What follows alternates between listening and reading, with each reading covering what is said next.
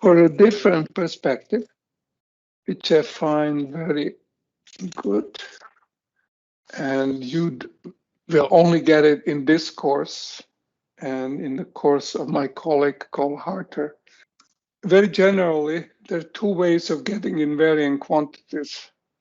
One is, average over all possible group operation. So the result being an average doesn't depend on any particular element. So that's approach that we have taken in developing character orthonormality relations and proof of full irreducibility of representations of all finite groups. But then we have this other thing which says, if I have some way to access my system and measure it, that's called, observable or Hermitian operator. Some matrix, when I bang my system, it gives me a number and it says, it's pointing this or that way if it has some set of possible states. We have seen that from theory of Hamilton and Cayley, that means that every such operator acting on a finite space is a matrix which has eigenvalues. Eigenvalues are intrinsic property of the matrix. Once you have eigenvalues, by elementary algebra, you get projection operators associated with each eigenvalue. But didn't discuss groups when I was talking about projection operators. I was just saying it has eigenvalues, or it can say I either have a proton or electron, or I have something or something or something. Now that we have added notion of group or symmetry to these projection operators, the group is defined by multiplication only. It's closed under multiplication, it has inverse. And then there is rearrangement theorem that is essential to this. But we have now shown that even abstract group has a matrix representation that's called regular representation. And any group that we tend to use in practice has some or other matrix representation. It says I'm working on some space. If it's finite dimensional space, then anything you can do, it can be thought of multiplying by matrices. When we go to matrix representation, they do have multiplication property. That's why matrices are natural encoding, computable practical encoding of the abstract finite group. There's multiplication, but now we are in space for matrices, so we actually allow to do the whole linear algebra thing with them. We allow to multiply them by any number, and we allow to add different representations, and they're still matrices. That's called algebra. You don't have just multiplication, but you also have addition and scaling by overall constants. So when you think of that, you're allowed to take your representations and define very naturally something that one can call a class operator or a matrix associated with the class. The simplest way to do this is to take all your elements in a class and simply add the matrices that are used to represent them. This doesn't depend reducible, irreducible. They're just matrices. This notation is awkward, so I'll just use, for group element, I'll just use letter G, meaning a matrix corresponding to this abstract group element as a shorthand. Here is an example in 3 dimensions. Today it's very easy to do this correctly, and I'll give you Harter's notes. This is done very cleanly and correctly. But it's easier to just work out one example, then you'll understand the general principle. For dihedral group of flips and rotations of an equilateral triangle, one class is do nothing. That class is there for any group whatsoever. Now, in this particular case, there's another class which was class of rotations. I can rotate.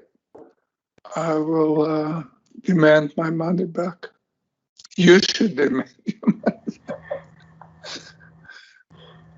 It's very easy to work out a general algebra for class operators. It's done nicely in Harter's textbook that you have access to on the web. I will illustrate this just by dihedral grid D3, because I believe that once you work out one particular example that you're already familiar with, writing the general thing for any finite group is totally straightforward.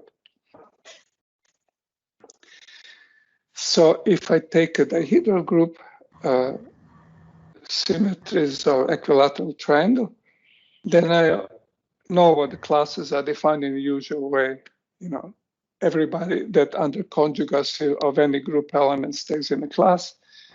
One class, and that's true for any finite group, is always do nothing.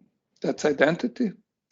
And in this particular case, there are two physically, geometrically very obvious classes. I add up the matrix representation for rotation by 1/3 and 2/3. There is also a class of flips, and I just add up the three matrices that in whatever representation I have represent these three elements. So there's three of them. Now, what's wonderful about these class operators is that they commute. So if you multiply them from the left or the right, you'll get the same answer. And you can easily check it for the three of these operators. And you can easily prove it for any finite group.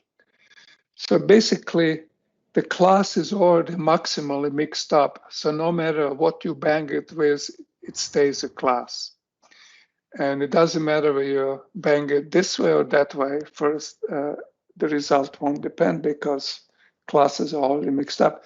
So this is now a very simple prescription to find the number of commuting matrices. And as you remember, when you have commuting matrices, you can use one and its eigenvalues to resolve the space in smaller bits.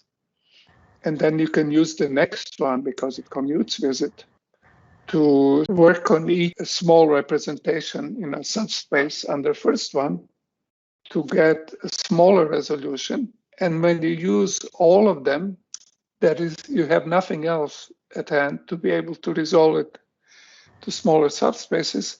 We can use these class operators, construct projection operators. That's what we will do today in detail. Work with projection operators from then on. Class operators have their own multiplication table.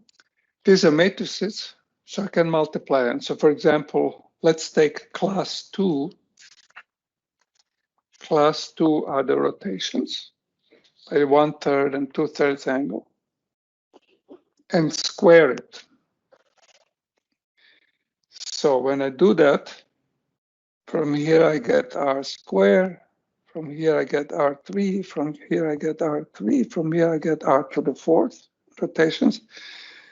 Now, rotation by 3 rotation by 1/3 are just identity. So these two guys are identity twice. And this one, I ran a whole circle and then a little bit above. So this is just rotation by 1/3. So I find out when I multiply two classes, I get, by closure, I stay in the world of classes, or class operators, I get the identity class twice, and I get the rotation class once. And you can do this. So it's easy to do the calculation. And what you realize is that every time you multiply two class elements, you get something called a structure constant. You get some integer, like, we just computed this guy here. So we got 2 or 1. And basically what it says, whenever I take two classes, multiply them, these are these two integers. because of their commutative, this structure constant is symmetric in these two indices. And then I get sum over the classes because by the closure, over the classes. So this is an easy calculation always. And I get some kind of class multiplication table. Now there is a very easy way to read it off. Remember when we looked at our multiplication table for this group or any group, when we were trying to construct a regular representation, that's how we started. We multiplied everybody else. Look at this box. So these are all possible results of multiplying these two classes. So if I just add them up, I get 2 times identity and this class. If I look at this box, I just add everybody else. I get 3 times identity. And then I get 3 times the class of rotations. So if you have a multiplication table, class multiplication table, there's nothing to it.